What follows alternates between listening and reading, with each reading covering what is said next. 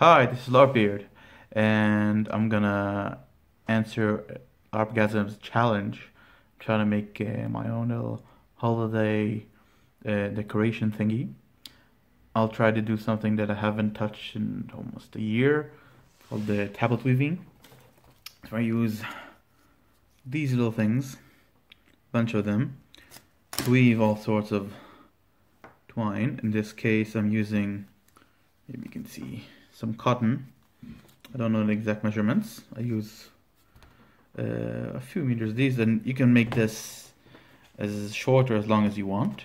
And I'm using a pattern that I made myself. You can see right there. Just use Excel to make it. It's very easy. The basic pattern is you have four threads going through here, and by switching them over and pushing a thread through, you're able to set them in a specific pattern. So I'll show you how it's done. Okay, as you can see, we have a little pattern here. Ignore the black borders. I have 4 rows that coincide with the 4 holes you have in each one of these tablets. And each one, and you have like 10 here. Each one has a specific pattern you should put in, and when you put them in, you should all have them at the same orientation. That is, going from this side and out, or going from this side and out. And as long as you keep it the same, it's pretty good. If you start messing them around without knowing what you're doing, it'll show up in the pattern in a not very nice way. So what happens is you have the same pattern, and when you have it mirrored, you can create an image, in this case a little green tree. Now here you can see I made a little count. Need 8 red ones, 7 green ones, 25 white ones. That's the amount of little cubes you have, so each one is a thread I need to have for this pattern. And this is a small one. You can have like 20, 30, 40, 50 of these in one pattern, and this is a very simple pattern because it just repeats and mirrors itself. More complex patterns have not just 4 forward, 4 back as this does, it could be 4 forward, 2 back, 3 forward, half of them forward, half of them back. You can make a very interesting patterns just by using these simple things. Okay, so we need 8 red ones. I'm using this very simple jig. Already tied one here, and you can make 8 of these. This is 1. Okay, so after we got ourselves all these threads, you need a weft. A weft is the thread that binds everything together, and depending on your width, it should be probably 4 to 5 to 10 times the length of whatever you're making. But it doesn't have to be too precise, because you can always add another piece, and it's hardly noticeable in the final thing. So I'll just take about 10 lengths of this. Ah.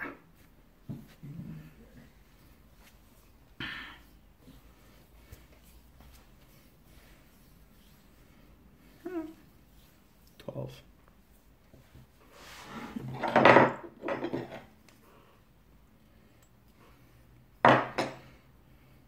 So now we have threads and weft.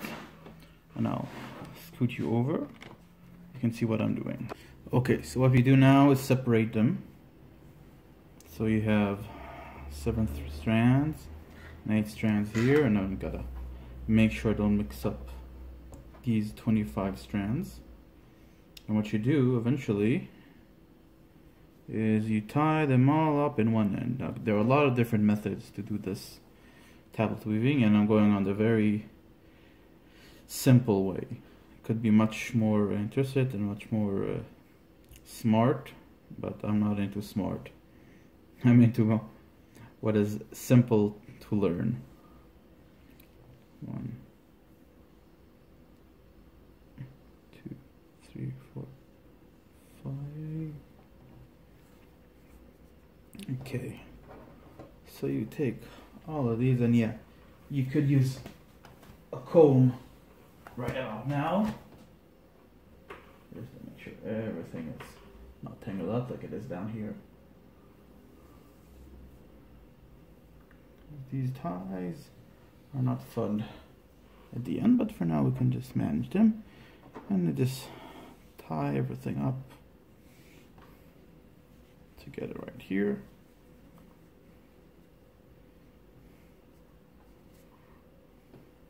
Eventually we'll end it nicely, but for now this would do. I'm just gonna open up any knots you might have. Okay, now we have the end knot here, and I've got this all pretty much combed out. Finger, that's good enough. Now what you do, put this on something. Like it could be just the edge of a chair, or some sort of nail on the wall, or hook, or anything. And I'll just put this on the other side of the table.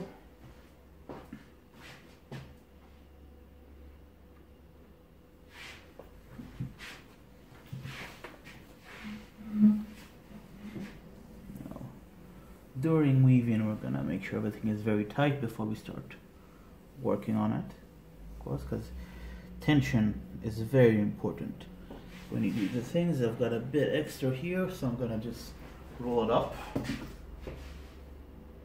What you do, just make sure it's all very tight. Then you can make a knot to make it to shorten out a bit. This will be opened up when we reach this point of the weaving. Just hold it up there. This way I can work on the end pretty much unhindered. Okay. Now the important part, and this is the most time-consuming part of it all, is putting it together. For this we use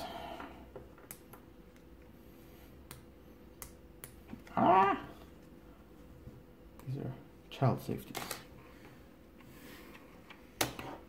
Now you can see that I've got two sides, and these are quite nice, laser engraved. I'll link where I got these.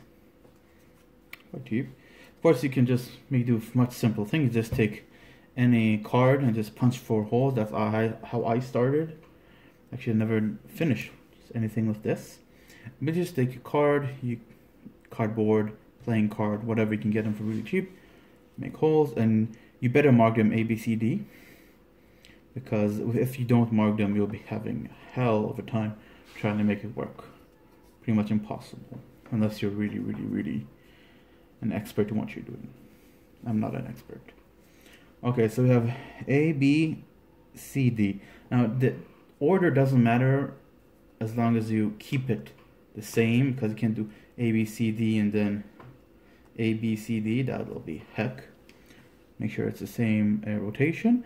Make sure you go in and out of the same side, because again, if you mix them up, unintentional, it won't look nice. Usually what you have is the two borders fold in, and then the inside is just one side. But again, you can play around with it. And I'm going to use the pattern I showed you earlier. So, and we'll start from the left side. Left side. First two, A and B, are red. And I'll just take any two out of here.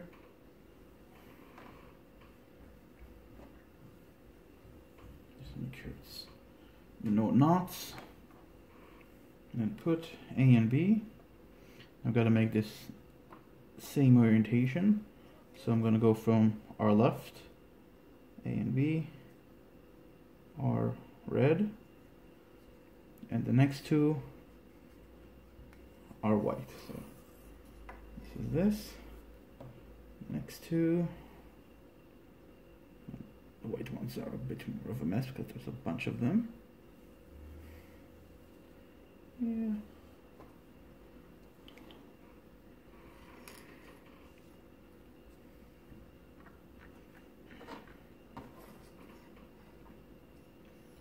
However, you gotta have it coming in from the same side.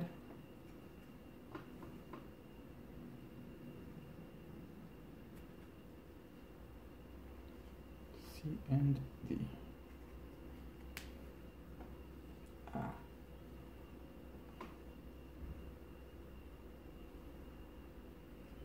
Okay, so get the first one in, and now I'll show you demonstrate something. As you can see, this is how you hold them usually. See them? Exactly. And when you, this is what's called, I believe, an S shape. No, this is a Z shape. And if you twist it over, it's a Z shape, an S shape. And that refers to how the strand looks when you move through the cube. Okay, it goes from one here, here, and here. And you can flip them during weaving for certain stuff. No, these flips will cause havoc, but these flips are okay. And during weaving, what you do is you go forward. And what that does, it changes whatever two are on the top. One goes down and one comes up. And then you move the weft through, then you do it again. And that's how the pattern changes. You could do some forward and some back. And what's important to notice is if you keep turning to the same way, you're building tension, rotation tension on, or torsion, it's called, yeah, on the belt you're making. And that's not good. So you gotta rotate it counterclockwise and clockwise, depending on your pattern.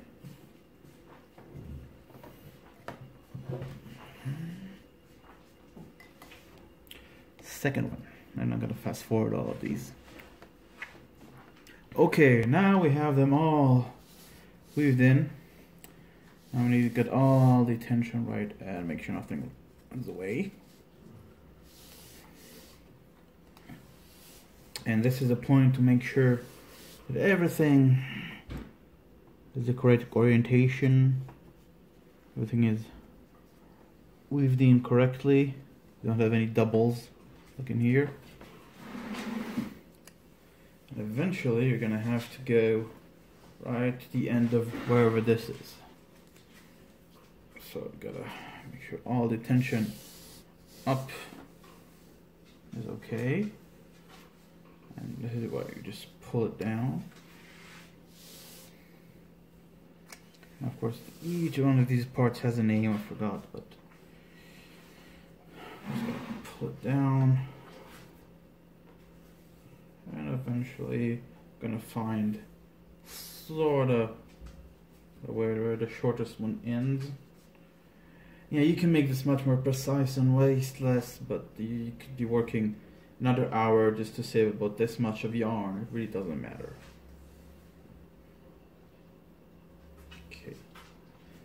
And eventually, after you finished all the sorting, and I'll show you.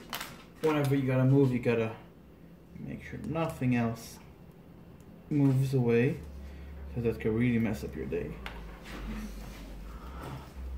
So I'll take another wrap or two here.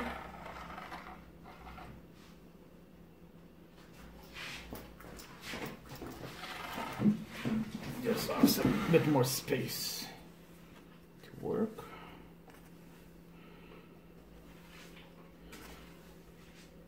This is where you add the weft. Weft is the thing that binds it all together. That's, I think, yeah. This is the shortest we have, so this is where I'm going to tie it off. And this is where the weft goes. You take this.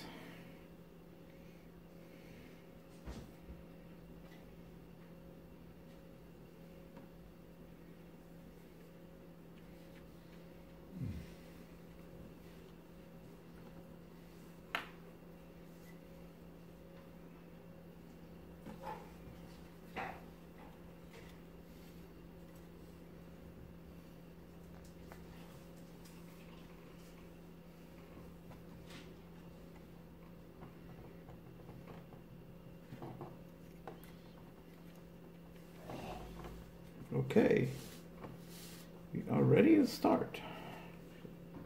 Now what we usually do is have this tied on your belt or something like that. I don't have that for now. That's okay, we can start soon. Now what some people do is put the weft on a shuttle. That's a nice thin piece of wood. You give card for this, or cardboard, and I didn't prepare anything. I was supposed to get it with these, but they forgot to add them and I got refunded, so we'll manage. So I'll just use this. Okay. And this is where the magic starts. We are starting with A, B, C, A, B, C, D. And we'll be doing 2 forward and 2 back, or 2 back and 2 forward each time. You move the weft through. Okay? And it'll take a bit and then the pattern starts to emerge, so.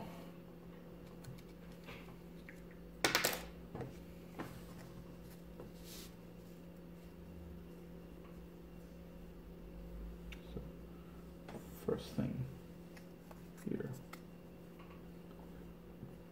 Doesn't really matter if you do the first one.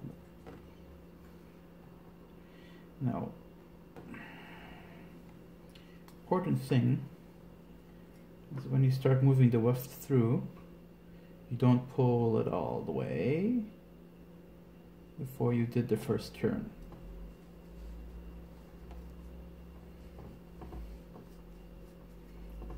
Then everything gets bunched up and that's no fun.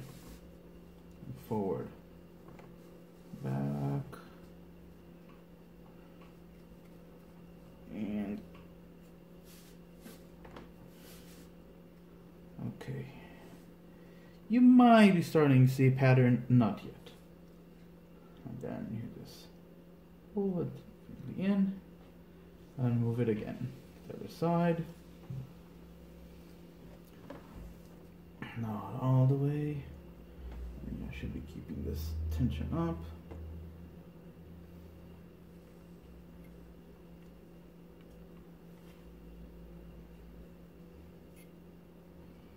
This and forward again. You can see in triangle. This goes back. And then I pull this weft. I believe this is where we should start going the other way. So put the weft through and 1 back.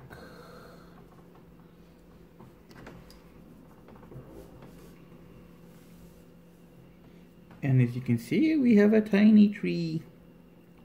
So this can go on and on and on. And I'll leave you here for now. And I'll be able to put back music and talk to people while I do this. So have fun. And happy holidays.